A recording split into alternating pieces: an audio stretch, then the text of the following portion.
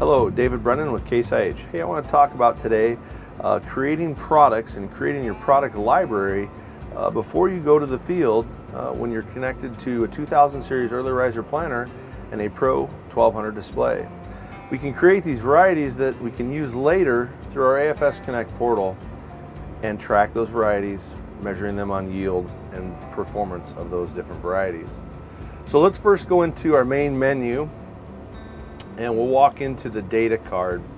Once we get into the data card, you'll see over on the right hand area that I can scroll down and filter on a crop type. Once I get into that crop filtering, I can unselect them all. So typically I'll go in and deselect all.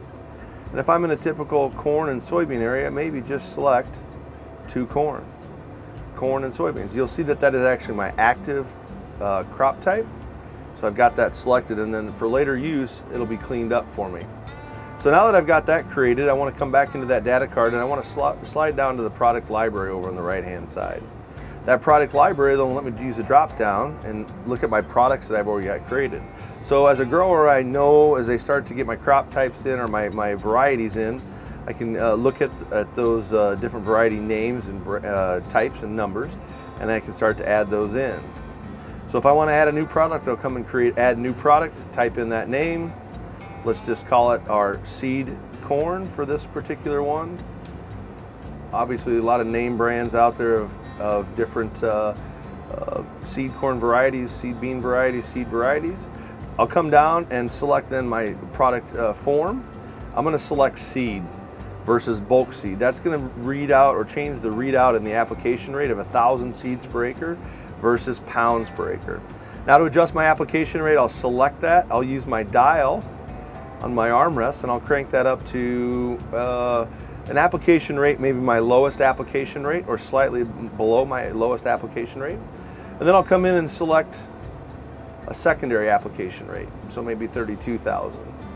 Maybe set in a min application rate as well, especially if I'm running a prescription, just to make sure that that gets set at a script at a level that I want to, if I'm outside of that prescription area, that it goes to that min application rate.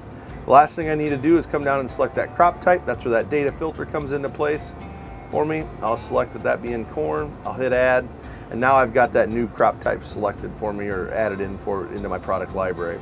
I can use the drop-down menu and copy those if I've got multiple varieties that I'm entering in. But now I've created that product library. I've got a liquid in there, and I've got multiple seed varieties in there. So we can add those in at any time ahead of planting.